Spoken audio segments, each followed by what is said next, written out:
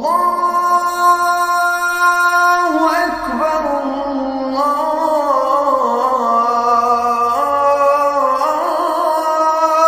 أكبر.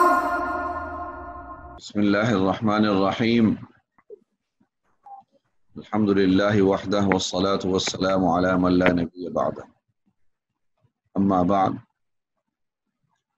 أعوذ بالله من الشيطان الرجيم. بسم الله الرحمن الرحيم.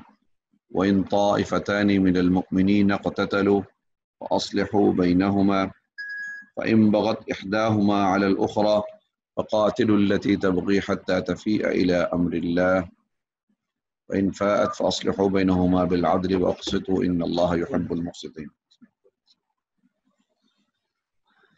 سورہ حجرات کے بارے میں آپ کو گزشتہ سبق میں یہ بات بتائی گئی تھی کہ دو قسم کے مضامین خاص طور پر تفصیل سے ذکر فرمائے جا رہے ہیں. ایک طرف تو نبی کریم صلی اللہ علیہ وسلم کی تعظیم اور احترام اور اکرام کہ مسلمانوں کے ذمہ لازم اور ضروری ہے. دوسرا یہ کہ مسلمانوں کے درمیان اتحاد اور اتفاق کا پیدا کرنا یہ ضروری ہے اور اس کے لیے وہ تمام اسباب بروئے کار لائے جانے چاہیے کہ جن کی وجہ سے مسلمانوں میں باہمی اتفاق اور اتحاد ہو سکتا ہے، اور ان تمام چیزوں سے بچنا چاہیے کہ جو بے اتفاقی کو پیدا کرنے والی ہیں.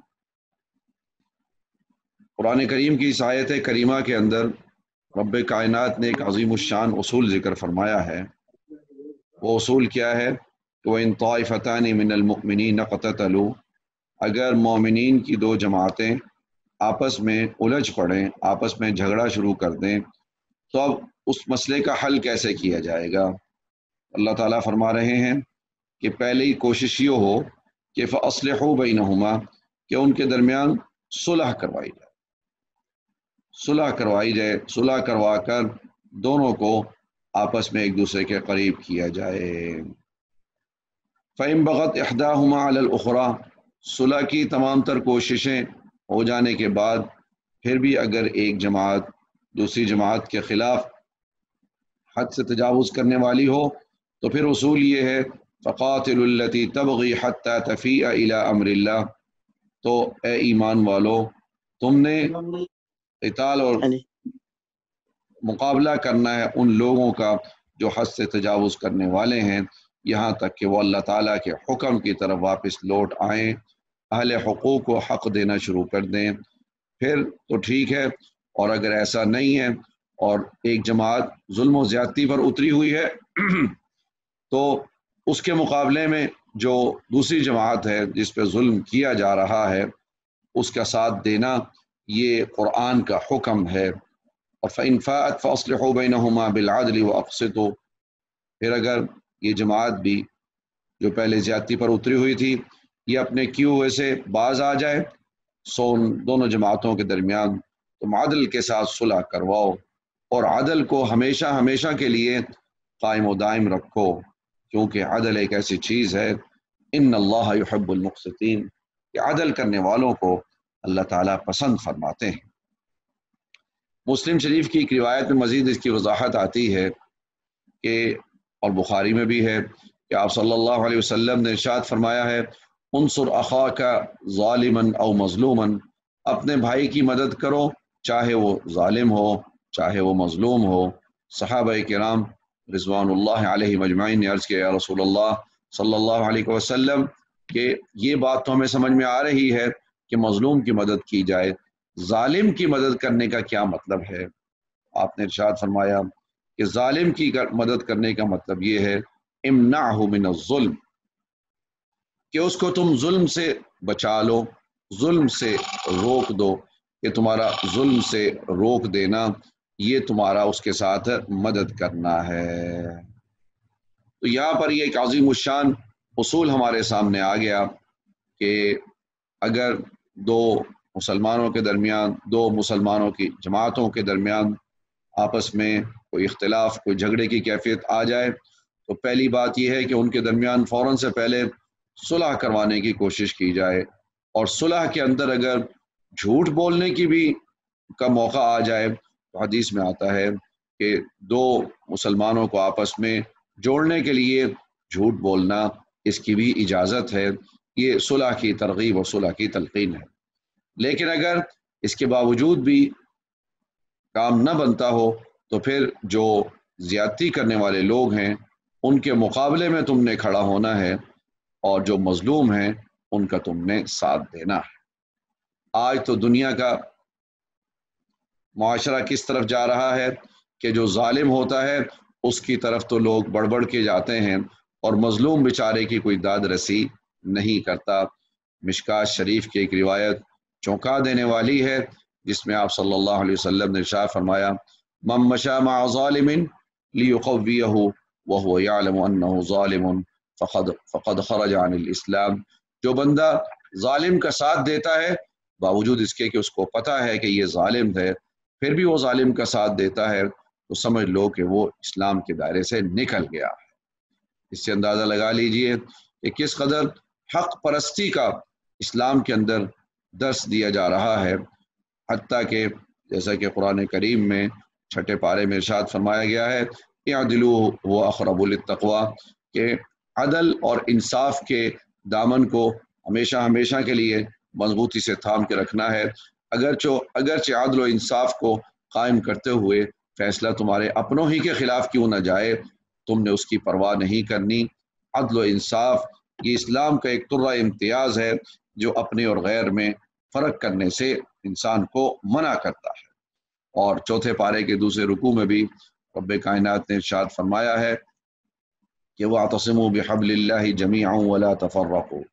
اس کا مطلب ہی یہی ہے کہ محض اتفاق نہیں بلکہ اتفاق کی صورت یہ ہے کہ اصل اس میں حبل اللہ ہے، کہ جو حق پر ہے، حق پر جو ہوگا اس کو سامنے رکھتے ہوئے باطل کو جو اس کے مخالف ہے اس کو حق کے قریب لایا جائے گا۔ ایسا نہیں ہے کہ حق والے کو کہا جائے کہ تم باطل کے ساتھ جا کے ہاتھ ملاؤ اور باطل کے قریب کیا جائے اس کو، نہیں، اصل زور حبل اللہ پر ہے، اصل زور جمیعہ پر نہیں ہے۔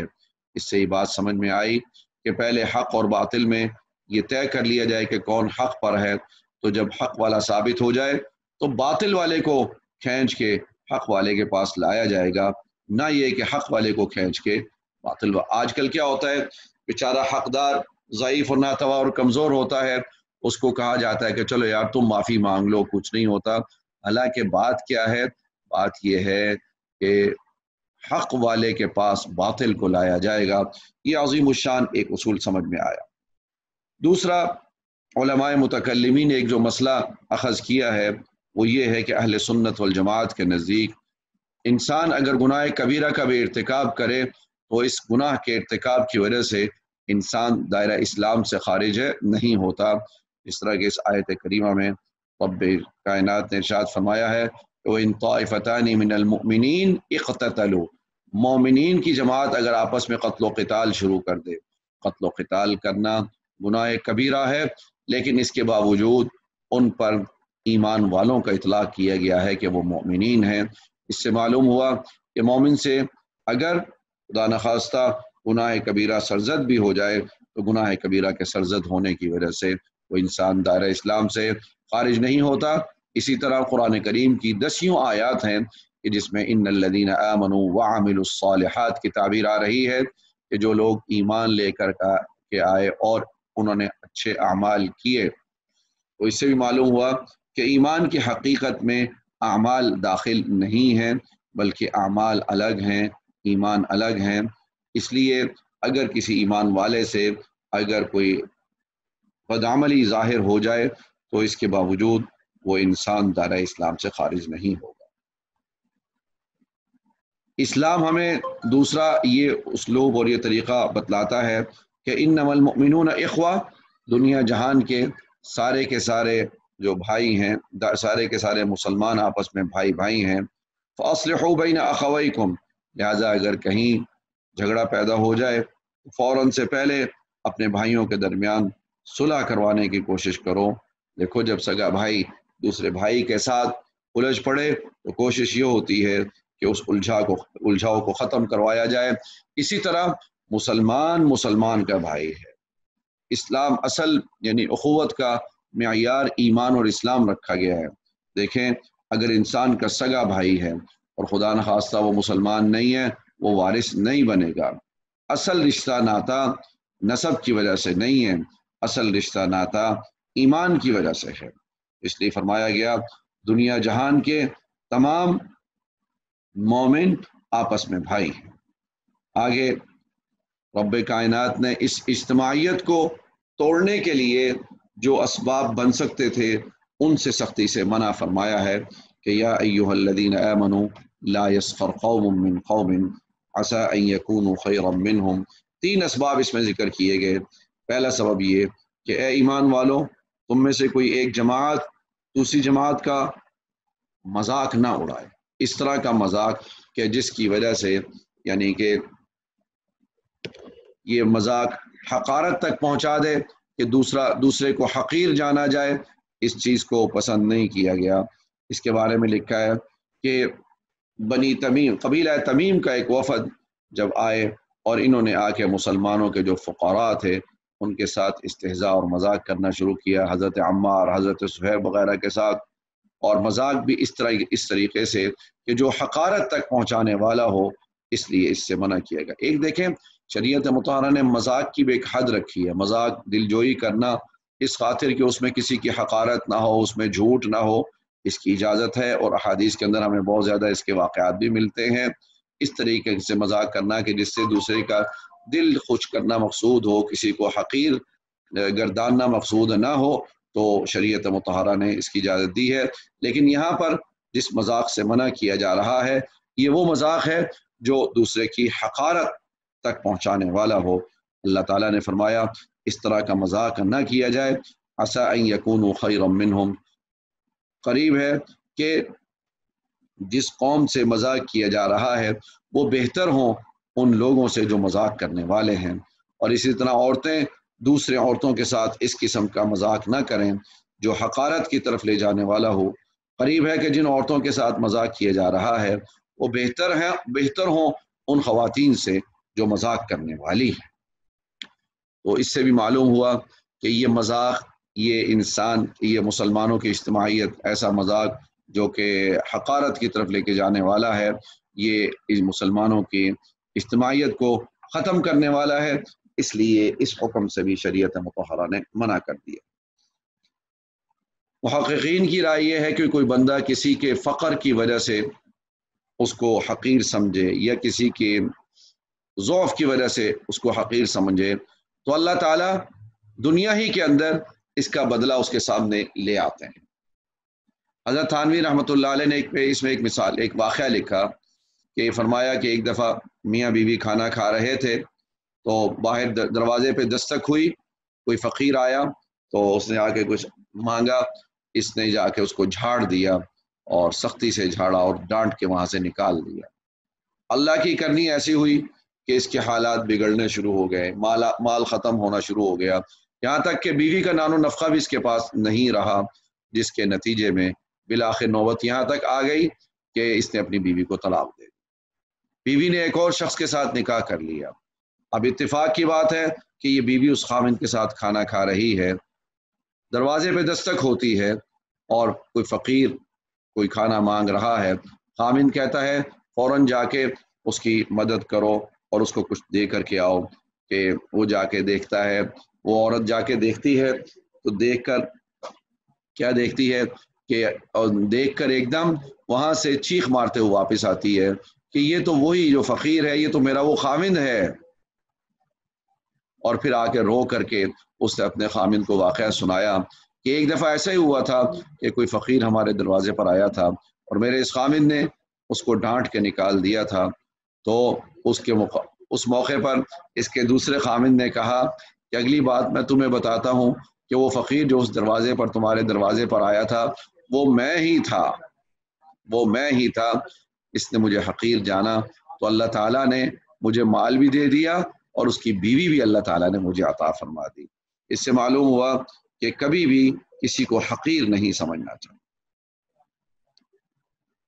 اس کے بعد دوسرا سبب کہ جس کی وجہ سے آپس میں اجتماعیت ختم ہو جاتی ہے اور وہ ہے وَلَا تَلْمِزُوا أَنفُسَكُمْ، کہ تم ایک دوسرے کو تانا نہ مارو۔ آج کل خاندانوں میں تانا زنی بہت ہوتی ہے، جب تک کہتے ہیں تانا نہ مار لیا جائے اس وقت تک دل کو ٹھنڈک نہیں پہنچتی۔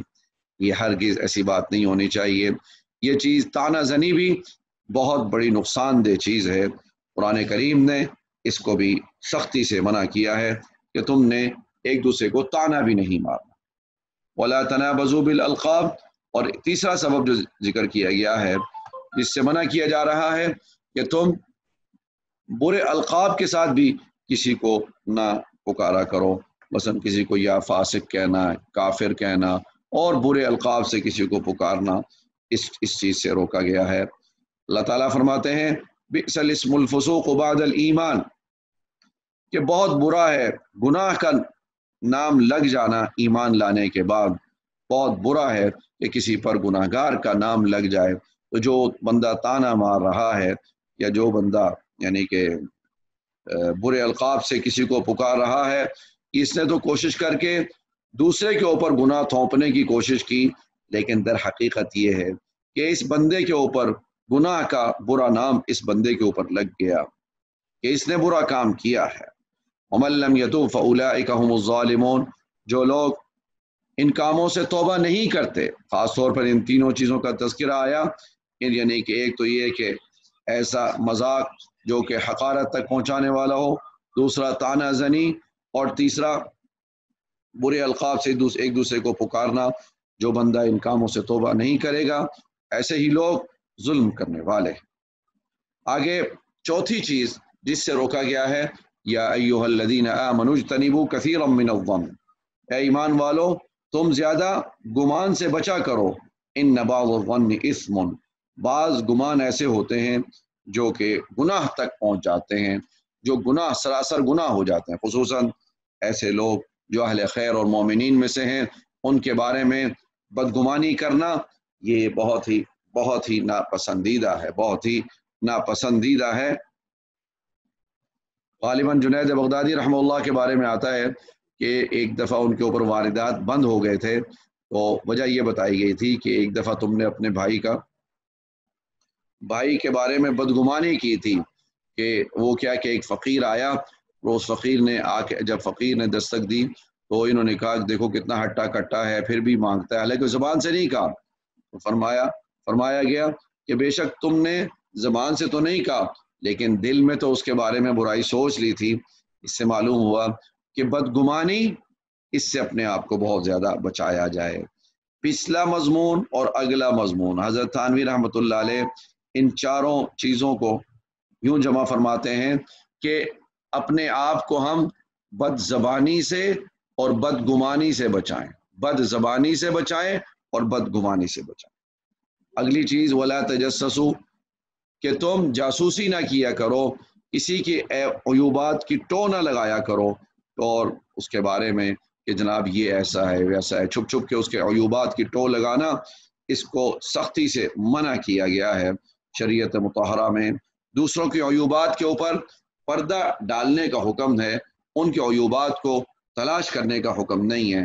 صوفیہ نے اس کی خوبصورت مثال لکھی ہے، اس کی مثال ایسی ہی ہے کہ ہمارا جسم تو کیڑے مکوڑوں سے بھرا ہوا ہے، لیکن دوسری طرف اگر دوسرا سامنے بندہ بیٹھا ہوا ہے تو اس کے اوپر اگر کوئی مکھی آ کے بیٹھ جائے تو ہم اس کو اڑانے کی کوشش کرتے ہیں۔ ہم سے بڑا بھی کوئی بھولا بادشاہ ہے کہ اپنی جسموں کے کیڑوں مکوڑوں کی فکر نہیں ہے اور دوسروں کی ہم مکھیاں اڑا رہے ہیں۔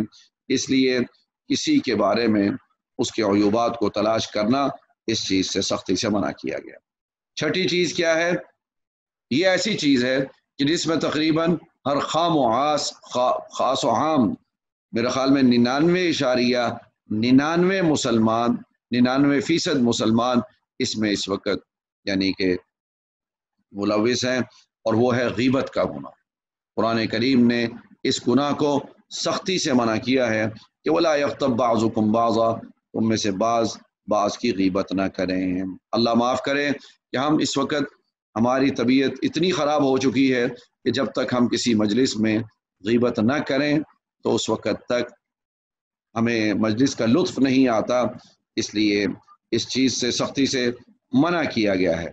اور غیبت کی قباحت اس طریقے سے بیان کی گئی ہے کہ اللہ تعالیٰ نے فرمایا کہ ایحب احدکم ان یاکل لحم اخیہ میتا، کیا تم میں سے کوئی بندہ یہ چاہے گا کہ تم میں سے کوئی بندہ یہ پسند کرے گا کہ اپنے مردار بھائی کا گوشت کھائے؟ یعنی نہیں پسند کرے گا، جیسے اس چیز کو پسند نہیں کرے گا کہ اپنے مردار، دیکھیں ایک ہے مردار مری ہوئی چیز، اور پھر مری ہوئی چیز بھی حیوان نہیں ہے جس کا گوشت کھانا حلال ہو، حرام چیز، اور ہو بھی مردار، تو کس قدر انسان کو گھن آئے گی، نفرت آئے گی کہ میں یہ کیا کام کر رہا ہوں، پھر سگے بھائی کا گوشت نوچ نوچ کے کھا رہا ہوں، تو یہ کس قدر یعنی کہ نفرت والی چیز ہے۔ فرمایا جس طرح اس چیز سے تم نفرت کرتے ہو، اس سے کہیں زیادہ تمہیں غیبت سے نفرت کرنی چاہیے، غیبت سے نفرت کرنی چاہیے۔ حدیث میں آتا ہے کہ نبی کریم صلی اللہ علیہ وسلم نے ارشاد فرمایا کہ معراج کے موقع پر مجھے لے جایا گیا، مجھے دکھائی گئی ایک ایسی قوم کہ جو اپنے چہروں کی اور اپنی کھالوں کو اپنے بڑے بڑے ناخنوں سے نوچ رہے تھے۔ میں نے پوچھا جبرائیل کون؟ فرمایا کہ یہ وہ لوگ ہیں جو لوگوں کی غیبتیں کیا کرتے تھے۔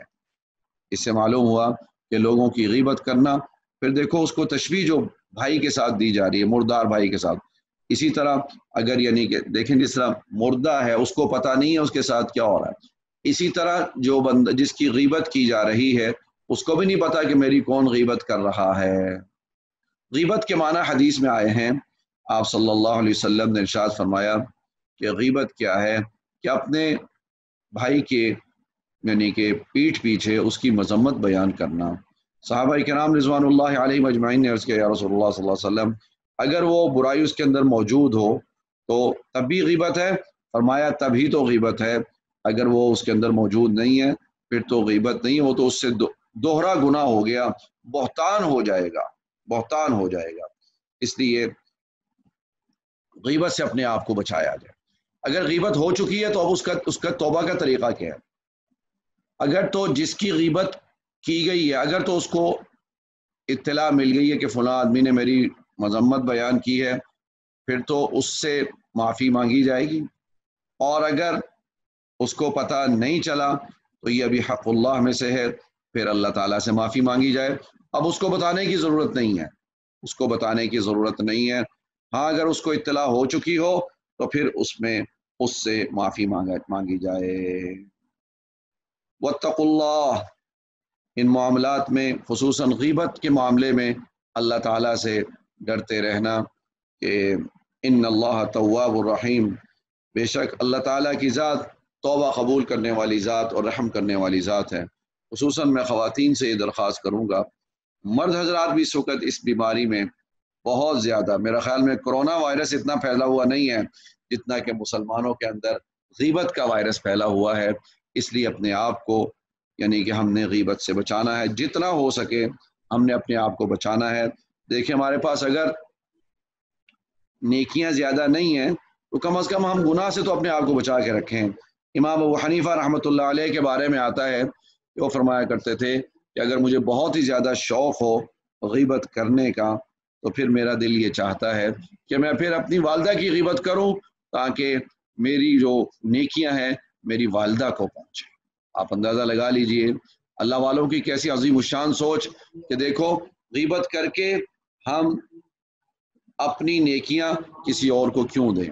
مجھے یہاں پر ایک وہ حدیث یاد آ گئی کہ نبی کریم صلی اللہ علیہ وسلم نے صحابہ کرام رضوان اللہ علیہم اجمعین سے دریافت کیا کہ میرے صحابہ تم بتاؤ تو صحیح کہ تم مسکین کس کو سمجھتے ہو؟ عرض کیا یا رسول اللہ صلی اللہ علیہ وسلم ہم مسکین اس کو سمجھتے ہیں جس کے پاس روپیہ پیسہ درہم دنانیر سامان نہ ہو۔ فرمایا نہیں، میرے نزدیک مسکین کہلانے کے قابل وہ ہے جس نے دنیا میں رہ کر نمازیں بھی پڑھی ہوں گی، روزے بھی رکھے ہوں گے، حج بھی کیے ہوں گے، زکاتیں بھی دی ہوں گی، دیگر اعمال بھی کیے ہوں گے، لیکن ساتھ ساتھ کسی کی غیبت کی ہوگی، کسی کو جانی نقصان پہنچایا ہوگا، کسی کی عزت پہ ہاتھ ڈالا ہوگا، کسی کو مالی نقصان پہنچایا ہوگا۔ تو اہل حق قیامت کے دن آئیں گے اور اپنے اپنے حق وصول کر کے جائیں گے، اور وہ اس دن ماں سوائے نیکیوں کے اور کچھ نہیں ہوگا۔ تو ہر حقدار اس سے اپنے اپنا حق بصورت نیکیاں لیتا جائے گا، یہاں تک کہ اس شخص کی نیکیاں ختم ہو جائیں گی، لیکن لوگوں کے جو حقوق ہیں وہ ختم نہیں ہوں گے۔ تو اللہ تعالیٰ فرمائیں گے کہ ٹھیک ہے، اب اس کی نیکیاں ختم ہو گئی ہیں اور اس نے تمہارا بھی حق دینا ہے، تو تمہارا اس کے بقدر یعنی تمہارا گناہ اس کے اوپر ڈال دیے جائیں اور اس کے بعد اس کو جہنم میں ڈال دیا جائے گا۔ یہ مسکین کہلانے کے قابل ہے۔ اس سے اندازہ لگا لیجئے کہ دیکھیے ہمارے اعمال آگے نہ ہونے کے برابر ہیں، اگر ہم ان برائیوں سے اپنے آپ کو نہیں بچائیں گے تو پھر اللہ معاف کرے کہ ہم کہاں سے کہاں جا سکتے ہیں۔ اس لیے شریعت مطہرہ نے ہمیں ان تمام کاموں سے روکا ہے جس میں یقینی طور پر ہمارے لیے نقصان ہے۔ اس بنیاد پر ہم لوگوں کو چاہیے کہ ہم لوگ اس بات کی طرف متوجہ ہو کر کے خاص طور پر غیبت جیسے گھنونے جرم سے اپنے آپ کو بچانے کی کوشش کریں کہ غیبت ایک خطرناک عمل ہے، اس سے اپنے آپ کو بچانے کی کوشش کریں۔ آذان میڈیا ہاؤس کو سبسکرائب کریں اور بیل کے آئکن کو پریس کریں تاکہ آپ ہماری تمام آنے والی ویڈیوز کو دیکھ سکیں۔ جزاکم اللہ۔